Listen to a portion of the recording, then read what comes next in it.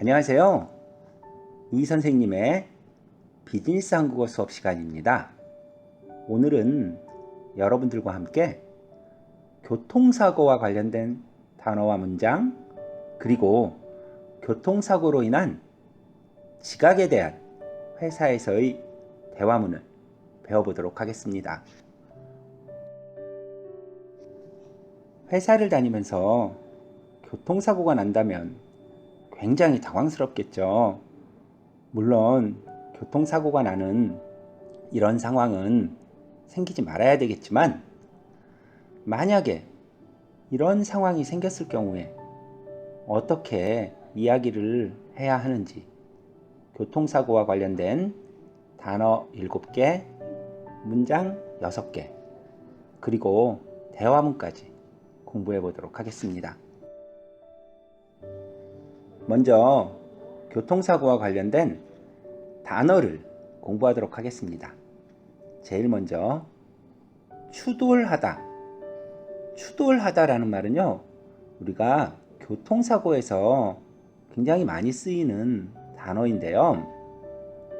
자동차나 혹은 기차, 이러한 것들이 뒤에서 들이받았을 때, 뒤에서 다른 차가 혹은 다른 오토바이가 나를 들이받거나 했을 때 쓸 수 있는 말이 추돌하다입니다.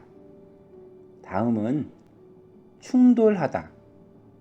충돌하다는 거는요, 차가 서로 양쪽에서 오던 차가 마주치는 그러한 경우를 충돌하다라고 그럽니다.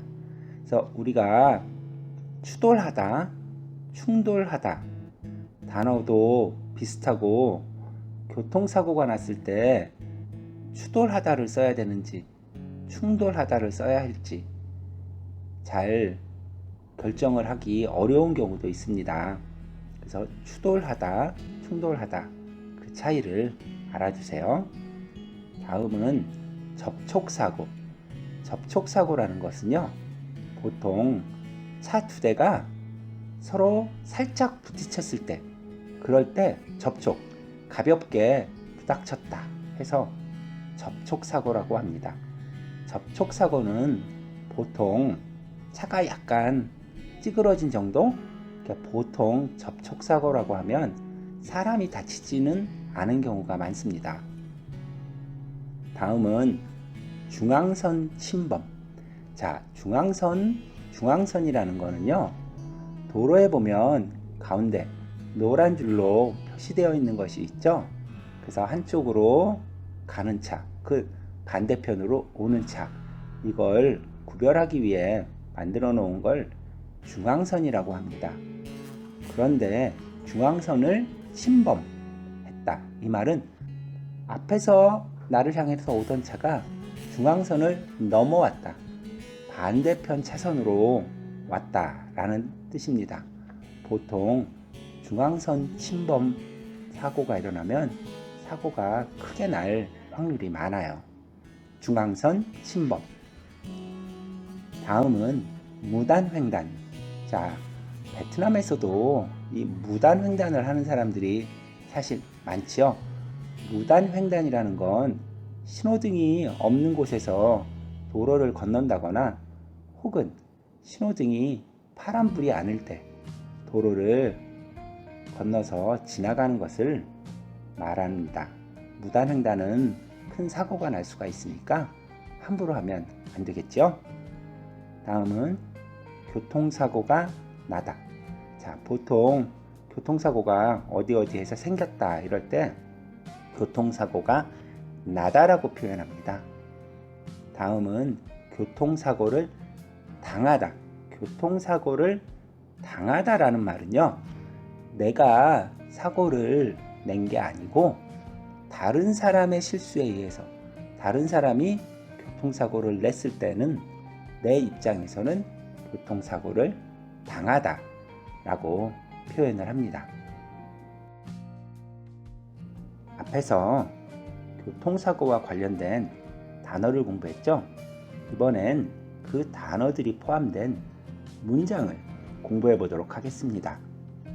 제일 먼저 비 때문에 화물차 3대가 연쇄 추돌했습니다 라고 나와 있네요. 자, 비가 올 경우에는 도로가 미끄러워서 사고가 많이 일어날 수 있죠. 그래서 여기는 비가 와서 짐을 싣고 가던 화물차 3대가 계속해서 앞차를 뒷차가 들이받고 또 그 뒤에서 오던 차가 들이받고 이렇게 3대가 연달아 추돌했다는 그러한 뜻입니다. 추돌, 앞에서 배웠죠? 뒤에서 들이받을 때 추돌하다라고 합니다. 그래서 비 때문에 화물차 3대가 연쇄 추돌했습니다. 연쇄 추돌, 계속해서 추돌했다라는 뜻입니다. 다음은 트럭이 중앙선을 침범해 마주오는 택시와 정면으로 충돌하는 사고가 발생했습니다. 자, 이러한 경우에는 굉장히 큰 사고인데요. 자, 중앙선을 넘어왔어요. 트럭이. 그래서 반대편에서 오던 택시와 아까 우리 충돌이라는 단어 배웠죠? 정면으로 부딪혔다. 그래서 정면으로 충돌했다 라고 합니다. 트럭이 중앙선을 침범해 마주오는 택시와 정면으로 충돌하는 사고가 발생했습니다. 차선을 변경하다가 접촉사고를 냈습니다. 자, 도로에는 차선이 있죠. 차가 가야 하는 선. 자, 그 선을 바꾸는 경우가 있죠. 좌회전을 한다거나 우회전을 한다거나 앞에 가는 차를 추월한다거나 할 때 차선을 변경할 때 주위에 신경을 쓰지 않으면 다른 차와 부닥치는 일이 생기겠죠? 이럴 때 접촉사고를 냈다라고 하죠. 그래서 차선을 변경하다가 접촉사고를 냈습니다. 다음은 무단횡단을 하다가 오토바이하고 부딪혔습니다. 베트남에는 오토바이를 타고 다니시는 분들이 많죠. 또 무단횡단을 하는 사람들도 많습니다. 이런 경우에 아주 조심해야 되죠. 무단횡단을 하다가 오토바이하고 부딪혔습니다. 다음은 빗길에 교통사고가 나서 많은 사람들이 다쳤습니다. 아까도 이야기했지만 비가 올 경우에는 교통사고가 많이 납니다. 또 크게 교통사고가 나는 경우도 많죠. 빗길에 교통사고가 나서 많은 사람들이 다쳤습니다. 다음은 마지막으로 초등학교 때 교통사고를 당해서 병원에 입원한 적이 있습니다. 자, 혹시 여러분들도 그런 경험이 있는지 모르겠네요. 자, 다른 사람의 실수로 내가 교통사고를 당해서 병원에 입원했습니다. 초등학교 때 교통사고를 당해서 병원에 입원한 적이 있습니다. 교통사고와 관련된 단어 그리고 문장을 공부해 봤는데요. 교통사고는 나지 않는 게 가장 좋은 일이죠. 그러나 혹시라도 그러한 상황이 생겼을 때 정확한 단어와 문장으로 그 상황을 설명할 수 있도록 열심히 공부하세요. 다음은 대화문을 공부해 보도록 하겠습니다. 이번 대화문은요, 투안 대리가 회사에 출근하다가 교통사고가 난 상황이에요. 자, 어떤 상황이 생겼는지 한번 볼까요? 노우성 씨가 이야기합니다. 투안 대리 아직 안 왔어요? 지각을 한 걸로 생각을 한 거죠. 투안 대리 아직 안 왔어요? 이유미 씨가 대답합니다. 네, 대리님이 지각할 리가 없는데요. 제가 연락드려 보겠습니다. 보통 지각을 하지 않던 사람이 회사에 아무 연락도 없이 오지 않으면 동료들이 걱정하겠죠? 자, 잠시 후 이유미 씨가 이야기합니다. 과장님, 방금 대리님과 통화가 되었는데요. 회사 오는 길에 교통사고를 당했대요. 자, 투안 씨가 회사에 오던 길에 교통사고를 당했습니다. 그래서 회사에 연락을 못하고 있었던 것 같네요. 다음, 과장님, 방금 대리님과 통화가 되었는데요. 회사 오는 길에 교통사고를 당했대요. 노호성 씨가 물어보네요. 네? 교통사고요? 많이 다쳤대요? 보통 누가 교통사고가 났다면 많이 다쳤느냐, 괜찮느냐 하고 걱정을 하게 되겠죠? 그럴 때 이렇게 이야기하면 됩니다. 네? 교통사고요? 많이 다쳤대요? 이유미 씨가 다시 대답을 하네요. 아니요. 다행히 많이 다치지는 않았대요. 자, 다행이네요. 여러분들도 혹시 오토바이를 타고 가다가 사고가 난다면 크게 날 수도 있으니까 항상 조심하세요. 아니요, 다행히 많이 다치지는 않았대요. 노우성 씨가 이야기하네요. 그래요? 불행 중 다행이네요. 지금 어디래요? 자, 여기 불행 중 다행이다 라는 표현이 나와 있죠. 불행 중 다행이라는 건 나쁜 일이 생겼지만 그래도 그 나쁜 일 사이에서 가장 나쁜 일은 안 생겼다 라는 뜻이에요. 그래서 여기서는 투한 씨가 교통사고를 당한 건 불행, 아주 나쁜 일이죠. 그렇지만 다행스럽게 많이 다치지는 않고 조금만 다쳤다. 그럴 때 쓸 수 있는 말입니다.